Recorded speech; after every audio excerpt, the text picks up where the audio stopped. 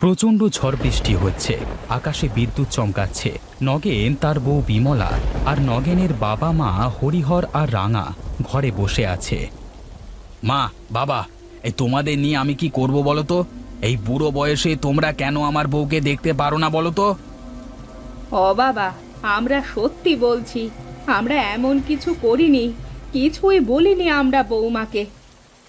হয়েছে হয়েছে, আর তোমাদের আমার সামনে ভালো সাজা লাগবে না। আমি তোমাদের পছন্দে বিয়ে করিনি দেখে তোমরা আমার অনুপস্থিতিতে আমার বউয়ের সাথে বাজে ব্যবহার করো।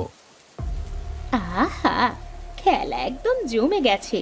এমন বিষ ঢেলেছি কানে, আজ বুড়ো বুড়িকে আমি বাড়ি থেকে বের করেই ছাড়বো। বাবা, তুই আমাদের একমাত্র ছেলে, তোর বউ আমাদের 7 বেলায় বাড়ি ছেড়ে বেরিয়ে যেতে বলে, সে খবর কি তুই রাখিস? হ্যাঁ, তা তো বেরিয়ে গেলেও পারতে, আমরা একটু শান্তিতে থাকতে পারতাম।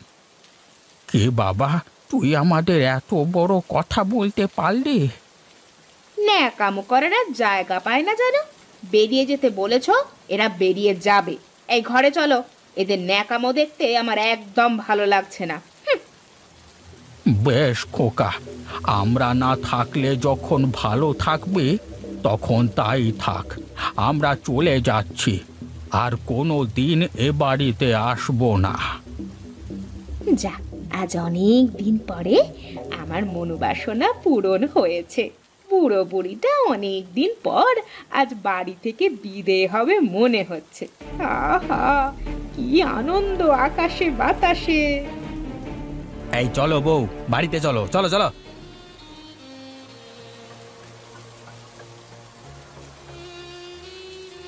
ওগো বিধাতা আমাদের এ কি পরীক্ষার মধ্যে ফেললেন! এখন আমরা এই ঝড় বৃষ্টিতে ভিজতে ভিজতে কোথায় যাব? বিধাতা কপালে যেটা লিখেছেন সেটাই হবে। চলো তো হাঁটতে থাকি, দেখি কোনো আশ্রয় পাই কিনা। আচ্ছা ঠিক আছে, চলো সেটাই খুঁজতে থাকি, যদি একটু মাথা গোঁজার ঠাঁই পাই কোথাও। যে ছেলেকে মানুষ করতে গিয়ে এত কষ্ট করলাম, জীবনের সবটুকু রোজগার ওই ছেলের পেছনে লাগিয়ে দিলাম, আর সেই ছেলে আজ আমাদের এই বুড়ো বয়সে বাড়ি থেকে বের করে দিল। হায় হায় হায়, হে বিধাতা, এমন ছেলে তুমি কাউকে দিও না। আসলে আমাদের কপালের দোষ মনে হয়, আমাদের ভোলা ভালা ছেলেটা হঠাৎ করে এরকম বিগড়ে গেল কি করে। কথায় আছে না, মেয়ের বড় করে দিলাম জামাইকে, আর ছেলে বড় করে দিলাম বৌমাকে, আর দিন শেষে আমরা শূন্য, ঘর ছাড়া ভব ঘুরে পথিক। ওগো, আমার না খুব ভয় করছে, কি জোরে জোরে বিদ্যুৎ চমকাচ্ছে দেখো। চলো চলো, ওই দেখো সামনে বিশাল বড় একটা বট গাছ, ওই গাছতলায় একটু আশ্রয় নিই। সবে দুপুর হয়েছে, বৃষ্টি কমলে কোথাও না কোথাও একটু মাথা গোঁজবার জায়গা খুঁজে পাবো। হ্যাঁ হ্যাঁ, চলো চলো।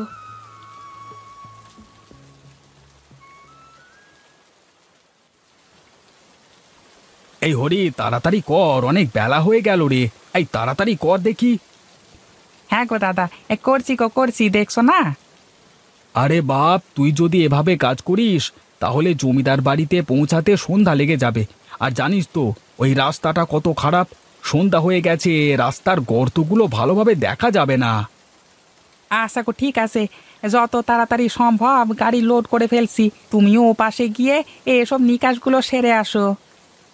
আচ্ছা আচ্ছা, ঠিক আছে ঠিক আছে, তাই যাচ্ছি। তুই কিন্তু এখানে সাবধানে কাজ করিস, আর হাত চালিয়ে কাজ করিস, কেমন? হ্যাঁ হ্যাঁ, তুমি যাও, এসে দেখবে তোমার কাজ হয়ে গেছে। আচ্ছা ঠিক আছে।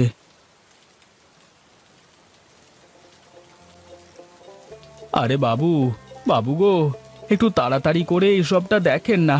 বোঝেনি তো, খারাপ রাস্তা, সন্ধ্যা হয়ে গেলে গর্তে গরুর গাড়ি পড়ে পড়ে মাজার অবস্থা খারাপ হয়ে যাবে।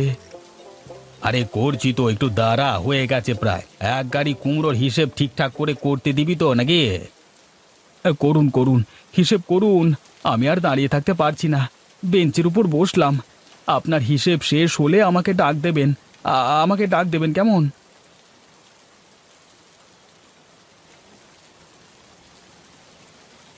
আরে কি রে বাবু, সেই কখন থেকে হিসেব করিয়ে যাচ্ছেন। যাই, আর একবার গিয়ে বলে দেখি হলো কি না। বাবু, আপনার কি হয়েছে? হয়েছে হয়েছে, আয়, তোর হিসেব তুই নিয়ে গিয়ে আমাকে উদ্ধার কর। হ্যাঁ বাবু, দিন দিন। কি রে হরি, হয়েছে তোর? আমি আরো ঘন্টা খানেক আগে আগে রেডি, আপনার তো খোঁজ নেই। কি রে, তোর ঘন্টা কি 5 মিনিটে হয়? আমি গিয়েছি 10 মিনিট, আর তুই 1 ঘন্টা আগে কি করে কাজ শেষ করলি?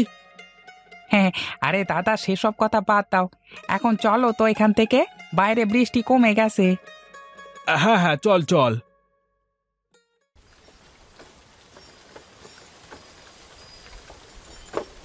আরে গোপাল দাদা, ওদিকে দেখো, একটা বুড়ো বুড়ি গাছের নিচে দাঁড়িয়ে কেমন করে ভিজছে বলো তো। আরে কোথায় কি সব দেখে আজে বাজে বকছিস তুই? সন্ধ্যা হয়ে আসলো, এখন আবার কেন মানুষ ভিজবে? হ্যাঁ, আরে ওই যে ওইদিকে, এই বট গাছের নিচে তাকাও। আরে তাই তো, ওই বুড়ো বুড়ি দেখছি ভিজছে দাঁড়িয়ে, নিশ্চয়ই কোনো বিপদে পড়েছে। এই চল তো গিয়ে দেখি। হ্যাঁ হ্যাঁ, চলো।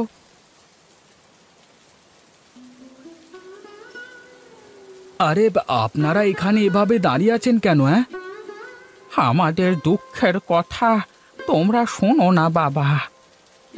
কেন, কি হয়েছে আপনাদের, বলুন আমাকে। তারপরে গৃহ ছাড়া বৃদ্ধ বাবা মা, আমাদের ছেলে আমাদেরকে বাড়ি থেকে বের করে দিয়েছে। আমাদের আর এই দুনিয়ায় কেউ নেই, আমাদের কোনো যাওয়ার জায়গা নেই, থাকার জায়গাও নেই। আচ্ছা ঠিক আছে, এই ছাতাটা আপনি আপাতত ধরুন। সে কি বাবা, তোমার ছাতা আমাকে দিয়ে দিলে? তুমি তো বৃষ্টিতে ভিজবে। না না, সেসব চিন্তা আপনারা করবেন না, আমাদের কাছে আরেকটা ছাতা আছে, আমরা এক ছাতাতে দুজন যেতে পারবো। তোমাদের অনেক ভালো হোক, বিধাতা তোমাদের মঙ্গল করুক বাবা। ক্ষমা করবেন আমাকে, আপনারা যে বিপদে পড়েছেন, আসলে সব থেকে ভালো হতো আপনাদের যদি আমার সাথে নিয়ে আশ্রয় দিতে পারতাম। কিন্তু আমাদের ছোট্ট একটা ঘরের একটা রুমে আমি, আমার স্ত্রী আর 3 ছেলে মেয়ে থাকি। আমার রোজগার খুবই সামান্য, টেনে টুনে সংসার চলে, তাই আপনাদের এখানে রেখে যেতে হচ্ছে। মানে, আচ্ছা ঠিক আছে, কোনো ব্যাপার না বাবা, তুমি যাও। রাস্তাতে কত লোক যাচ্ছে, তুমি যেটুকু করেছো এতটুকুও তো কেউ করেনি। আমি যাচ্ছি শঙ্করপুর গ্রামের জমিদার বাড়িতে, আপনাদের জন্য দোয়া করি, আপনারা ভালো থাকবেন। আমরা চলি এখন। হ্যাঁ,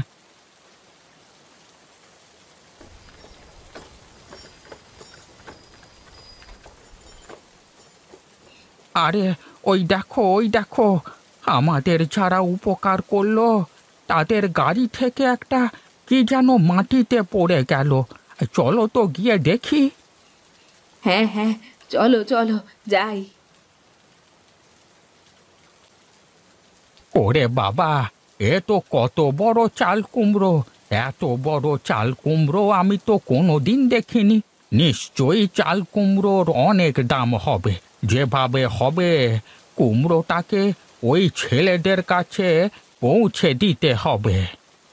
হ্যাঁ হ্যাঁ, এরকম ভালো ছেলে আজকাল দেখা যায় না। চলো চলো, ওই ছেলেটাকে খুঁজে যেভাবে হোক কুমড়োটাকে ওদের কাছে পৌঁছে দিয়ে আসি। আরে আর কত দূর হাঁটবো গিন্নি? হাঁটতে হাঁটতে যে কোমর ব্যথা হয়ে গেল, তারপরেও যে পথ শেষ হচ্ছে না। ভেঙে পড়লে কিছুতেই চলবে না গো, আমাদের যে করেই হোক এই কুমড়োটা আসল জায়গা মতো পৌঁছে দিতেই হবে। আরে আরে, ওই তো দূরে মনে হচ্ছে একটা চায়ের দোকান। চলো তো, ওই চায়ের দোকানে গিয়ে শুনে দেখি ওরা বলতে পারে কি না শঙ্করপুর কোন দিকে। হ্যাঁ, তাই চলো। এই যে ভাই, শুনছ? শঙ্করপুর গ্রামের জমিদার বাড়িটা কোন দিকে আমাকে কেউ তুমি বলতে পারবে? হ্যাঁ দাদু, এখান থেকে সোজা এই একটা রাস্তা ধরে হেঁটে যাও। হ্যাঁ, দেখবে বেশ খানিকটা সামনে গেলে একটা বড় বাড়ি দেখতে হবে। ওটাই হলো শঙ্করপুরের জমিদার বাড়ি। তোমাকে অনেক ধন্যবাদ বাবা, আমরা চলি। হ্যাঁ, আরে ধন্যবাদ দেওয়ার মতো কিছুই হয়নি দাদু। যাই হোক, এই চাল কুমড়োটা বেচবে আমাকে, মানে 500 টাকা দেবো। হ্যাঁ, না গো না, 500 না, লাখ টাকা দিলেও এই চাল কুমড়ো বেচবার সাধ্যই আমার নেই। ও আচ্ছা আচ্ছা, ঠিক আছে ঠিক আছে। তবে তোমরা এসো দাদু। হ্যাঁ, এই, তোরা সত্যি করে বল, ওই চাল কুমড়োটা তোরা কোথায় রেখেছিস? আর তোরা কি করে জানলি যে ওই চাল কুমড়োর মধ্যে সোনাদানা আছে? সোনাদানা? এই চাল কুমড়োর মধ্যে সোনাদানা কি করে আসবে বাবু? তোরা তো জানিস যে আমার সোনার ব্যবসা আছে। তারা বিভিন্নভাবে মানুষের চোখে ধোঁকা দিয়ে সোনা এদিক থেকে ওদিকে নিয়ে যায়, যাতে সেগুলো পথে ডাকাতি না হয়ে যায়। বিশ্বাস করুন বাবু, এত বছর ধরে কাজ করছি, আমি এসবের কিছুই জানতাম না। জানতিস না? তাহলে ওই চাল কুমড়োটাই কেন গাড়িতে নাই বল, বল আমাকে। বিশ্বাস করুন জমিদার মশাই, হয়তো আনতে গিয়ে গাড়ির পেছন দিয়ে কোথাও পড়ে গেছে। আমাকে কি তোরা পাগল পেয়েছিস? যদি পড়ি যায় অন্যটা পড়বে, ওই একটাই কেন পড়লো? হ্যাঁ, আমি খুব ভালোভাবে বুঝে গেছি তোরা হয়তো কোনোভাবে টের পেয়েছিলিস যে ওর মধ্যে গয়নাগাটি কিছু রাখা আছে, তাই তো তোরা ওটা উধাও করে দিয়েছিস। বিশ্বাস করুন বাবু, আমরা এমন কিছুই করিনি। আমরা যদি এমন কিছু করতাম তাহলে কি আপনার সামনে আসতাম? আমি অত শত জানি না, কাল সকালের মধ্যে যেভাবেই হোক ওই কুমড়ো আমাকে এনে দিবি, না হলে তোদের দুটোকে আমি শুলে চড়াবো।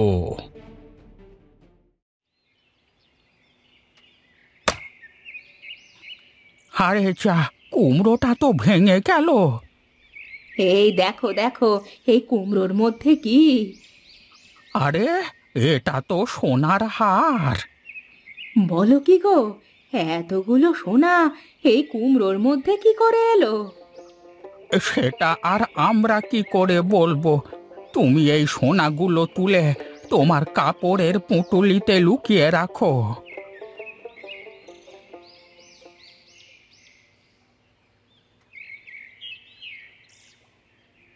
আরে এই তো পেয়েছি, এইদিকে এসো তো ছেলে। আরে কাকা, আপনারা এখানে কি করছেন? আরে, কাল তুমি যখন আমাদের উপকার করে চলে যাচ্ছিলে, তখন তোমার গরুর গাড়ির পেছন থেকে এই কুমড়োটা পড়ে গিয়েছিল, সেটা দিতেই এত দূর আসা। দিন দিন কাকা, চাল কুমড়োটা আমাকে দিন। এই চাল কুমড়োটার জন্য এখন প্রাণটা হারাতে বসেছিলাম। এই নাও। কি ব্যাপার? ওরা কারা রে? কুমড়োটা এভাবে বাঁধা কেন? আগে জমিদার বাবু, ওরা খুব অসহায়। ওনাদের ছেলে ওনাদেরকে বাড়ি থেকে বের করে দিয়েছেন, তাই ওনারা এখন গৃহহীন। ও, এ তো খুবই দুঃখজনক ব্যাপার রে। একে আছিস, কুমড়োটা কাট দেখি।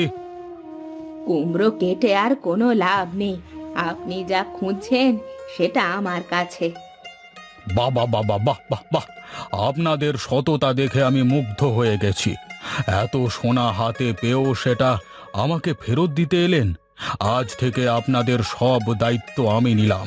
আজ থেকে আপনারা এই জমিদার পরশুরামের বাবা মা। এরপরে তারা দুই বুড়ো বুড়ি জমিদারের বাড়িতে সুখে শান্তিতে দিন কাটাতে লাগে। আর মা বাবার সাথে খারাপ আচরণ করবার জন্য নগেনের পরিবারে নেমে আসে চরম দুঃখ দুর্দশা।